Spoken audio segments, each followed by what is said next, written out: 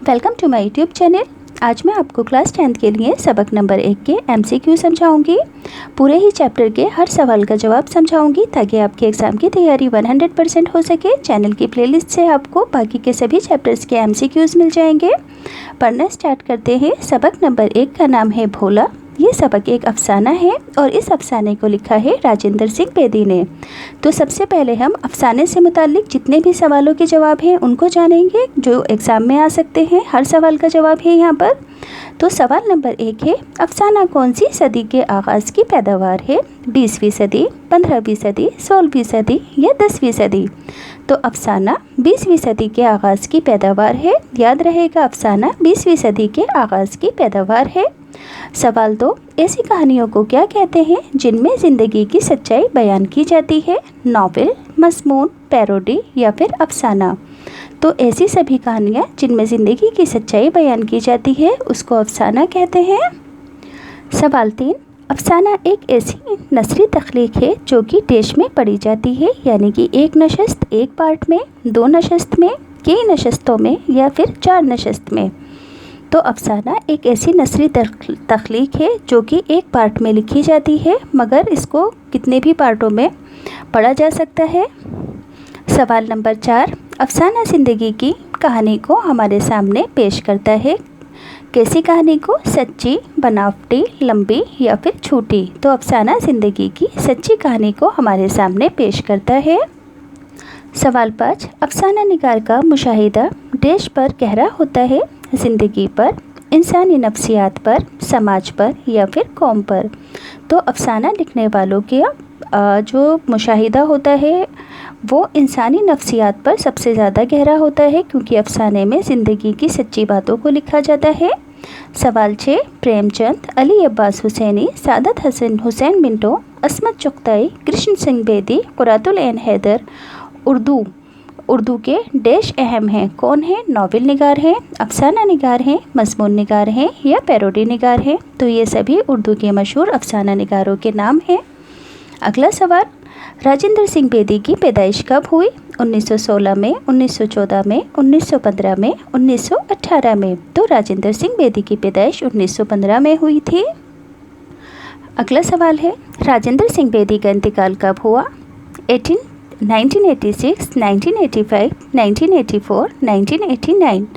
राजेंद्र सिंह बेदी का इंतकाल 1984 में हुआ था। सवाल 9, राजेंद्र सिंह बेदी कहाँ पैदा हुए? पंजाब, अमृतसर, हरियाणा या सियालकोट? तो राजेंद्र सिंह बेदी सियालकोट में पैदा हुए। सवाल नंबर 10, राजेंद्र सिंह बेदी ने इब्तिदाई तालीम के बाद कहाँ जाकर बस गए? राजेंद्र सिंह बेदी इब्तिदाई तालीम के बाद कहाँ जाकर बस गए? लाहौर में, मोगा में, कराची में या इस्लामाबाद में? तो इब्तिदाई तालीम के बाद ये लाहौर में जाकर बस गए। अगला सवाल है, राजेंद्र सिंह बेदी ने कौन सी ज़बान में नज़में और कहानियाँ लिखी?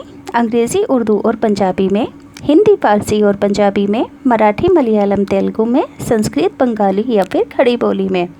तो राजेंद्र सिंह बेदी ने नज़में और कहानियाँ अंग्रेज़ी, उर्दू और पंजाबी में लिखी। सवाल 12, राजेंद्र सिंह बेदी के पोस्ट ऑफिस में किस ओहदे पर फाइज हुए? अफसर के, क्लर्क के, मुंशी के या फिर डाकिए के? तो ये क्लर्क के ओहदे पर पोस्ट ऑफिस में फाइज हुए थे। सवाल number 14, Rajendra Singh Bedi all India radio में किस ओहदे पर फाइज हुए?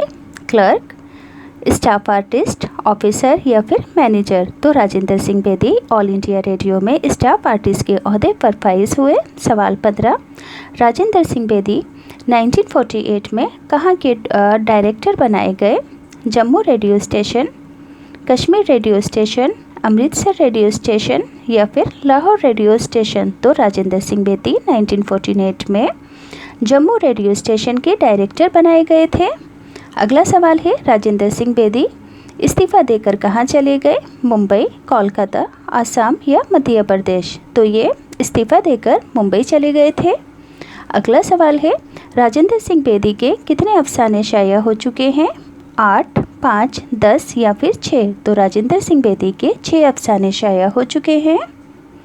अगला सवाल है, राजेंद्र सिंह बेदी का अफसाना दाना व राम कब शाया हुआ? दाना व दाम कब शाया हुआ? 1935 में, 1932 में, 1936 में या 1933 में? तो इनका अफसाना दाना व दाम 1936 में शाया हुआ।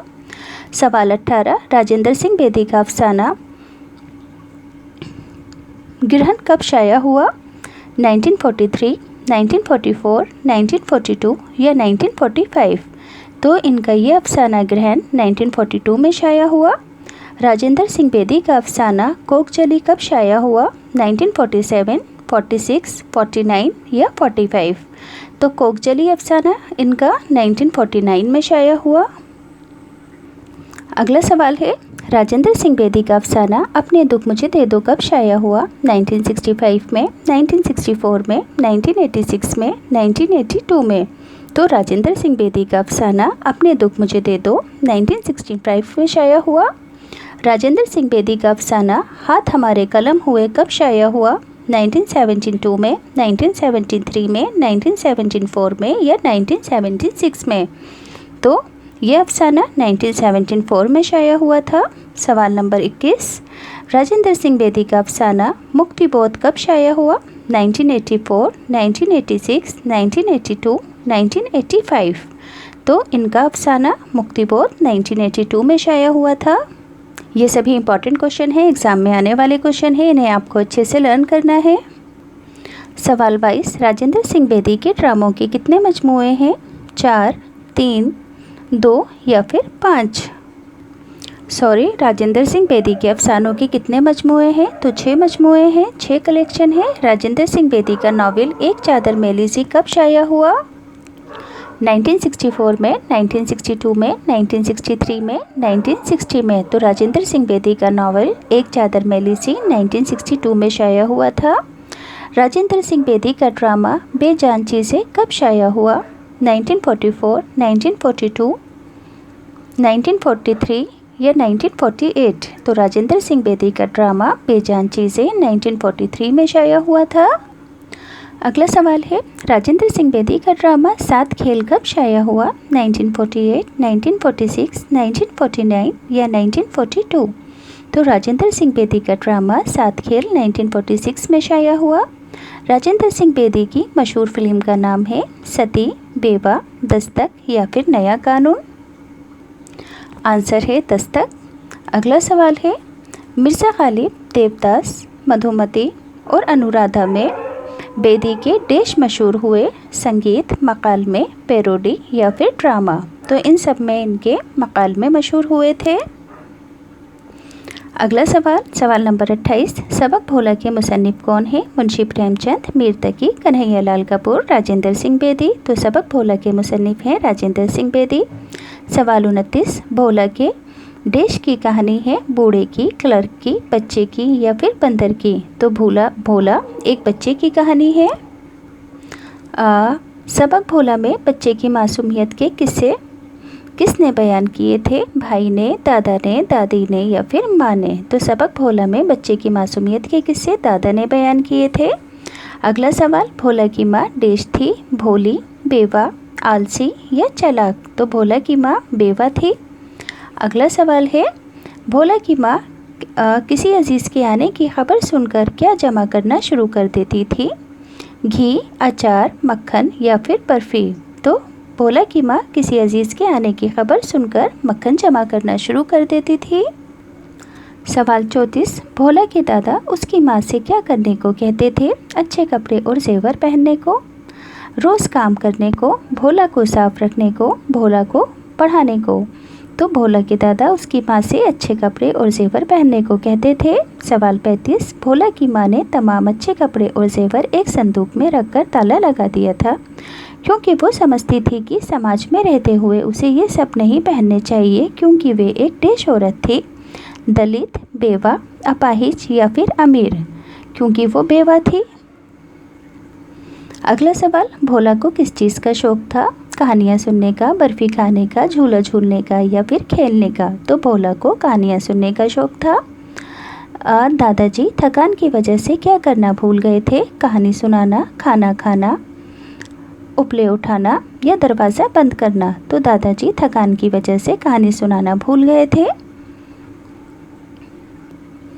दादाजी ने भोला को कहानी कब सुनाने का वादा किया? रात को, शाम को, दोपहर को या एक दिन बाद? तो दादाजी ने भोला को दोपहर को कहानी सुनाने का वादा किया। भोला दोपहर में बेचैनी से किसका इंतज़ार कर रहा था? माँ का, मामा का, दादाजी का या फिर दोस्त का? तो भोला दोपहर में बेचैनी से दादाजी का इंतज़ार कर रहा था। अगला सवाल है, पटवारी के जाने के बाद भोला ने दादाजी से क्या कहा? कहानी सुनाने को कहा, बाजार चलने को कहा, घूमने जाने के लिए कहा, सोने के लिए कहा? तो पटवारी के जाने के बाद भोला ने दादाजी से कहानी सुनने को कहा था। सवाल 35, दादाजी ने टालते हुए कहानी न सुनाने की क्या वजह बताई थी? मुसाफिर रास्ता भूल जाता है, बारिश और बाढ़ आ जाती है, कौआ आ जाता है, सांप आ जाते हैं। तो दादाजी ने टालते हुए कहानी न सुनाने की ये वजह बताई थी कि अगर दोपहर को कहानी सुनते हैं तो मुसाफिर रास्ता भूल जाता है। अगला सवाल है, दादाजी ने भोला से क्यों कहा कि अगर उसने अब कहानी सुनी तो मुसाफिर के रास्ता भूलने की जिम्मेदारी भोला की होगी? क्योंकि वह दोपहर में कहानी सुनना चाहता था, क्योंकि वे बाजार जाना चाहता था, क्योंकि वे झूला झूलना चाहता था, क्योंकि वे मेला देखने जाना चाहता था? दादाजी ने ऐसा इसलिए कहा था क्योंकि भोला दोपहर में कहानी सुनना चाहता था। अगला सवाल है, दादाजी ने दोपहर को भोला को कौन सी कहानी सुनाई? 7 शहजादों और शहजादियों की, अलिफ लैला की, जादुई चिराग की या फिर बंदर की? तो दादाजी ने दोपहर को भोला को 7 शहजादों और शहजादियों की कहानी सुनाई। अगला सवाल है, दादाजी से कहानी सुनने के बाद भोला डेश था, उदास, खुश, बेचैन या फिर डरा हुआ? तो दादाजी से कहानी सुनने के बाद भोला उदास था। दरवाजे पर बैठकर भोला किसका इंतज़ार कर रहा था? मामू जी का, चाचा जी का, दादाजी का या फिर माँ का? तो दरवाजे पे बैठकर भोला मामू जी का इंतज़ार कर रहा था। अगला सवाल है, भोला कहाँ चला गया था? मामू जी को रास्ता दिखाने, दोस्त के घर, मेला देखने या फिर बाग में? तो भोला मामा जी को रास्ता दिखाने के लिए गया था। अगला सवाल है, दोपहर को दादाजी से कहानी सुनने के बाद भोला के दिल में क्या डर था? कि उसके मामू रास्ता भूल गए हैं, दादाजी नाराज़ हो गए हैं, माँ नाराज़ हो गई हैं, दोस्त रास्ता भूल गया है? तो दोपहर में कहानी सुनने के बाद भोला के मन में ये डर था कि उसने कहानी दोपहर में सुनी है, इसी वजह से उसके मामू रास्ता भूल गए हैं। अगला सवाल है, भोला की माँ का क्या नाम था? इंदु, राखी, सरस्वती या फिर माया? तो भोला की माँ का नाम माया था। भोला की माँ चीखें मारकर क्यों रो रही थी? क्योंकि भोला घर में नहीं था, क्योंकि मामू रास्ता भूल गए थे, चोरी होने की वजह से, सांप आने की वजह से? तो भोला की माँ चीखें मारकर इसलिए रो रही थी क्योंकि भोला घर में नहीं था। भोला घर किसके साथ वापस लौटा? पड़ोसी के, दादाजी के, मामू जी के या फिर दोस्त के? तो भोला मामू जी के साथ घर वापस लौटा। मामू जी ने देर से आने की क्या वजह बताई? काम की वजह से देर से आए थे, दाम की वजह से, रास्ता भूलने की वजह से या घूमने की वजह से? तो मामू जी किसी काम की वजह से देर से आए थे। अगला सवाल है, माया कुएं के साफ पानी से किस चीज़ को कई बार धोया? चूड़ी को, कपड़े को, पगड़ी को या फिर मक्खन को? तो माया ने कुएं के साफ पानी से मक्खन को कई बार धोया। माया का भाई बहन के पास क्यों आता था? आराम करने, खाना खाने, पैसे देने या राखी बंधवाने? तो माया का भाई बहन के पास राखी बंधवाने आता था। अगला सवाल, दादाजी के कहानी सुनाने का क्या वक्त था? खाना खाने के बाद दोपहर को, खाना खाने के बाद रात को, शाम को या फिर इतवार को? तो दादाजी के कहानी सुनाने का वक्त था खाना खाने के बाद रात को। अगला सवाल है, पटवारी दादाजी के पास क्यों आया था? बात करने, ज़मीन नपवाने के लिए, शहर चलने के लिए या बाग खरीदवाने के लिए? तो पटवारी दादाजी के पास ज़मीन नपवाने के लिए आया था। दादाजी को नींद कम क्यों आती थी? फिक्र की वजह से, बीमारी की वजह से, बुढ़ापे की वजह से या ज़्यादा सोने की वजह से? तो दादाजी को नींद कम बुढ़ापे की वजह से आती थी। अगला सवाल है, भोला गीता शौक से क्यों सुनता था? वो कहानियाँ सुनने का शौकीन था इसलिए, वो मज़हब से जुड़ा हुआ था, वो सोने की वजह से सुनता था, वो दूसरों की नकल करता था? तो भोला कहानियाँ सुनने का शौकीन था इसलिए गीता शौक से सुनता था।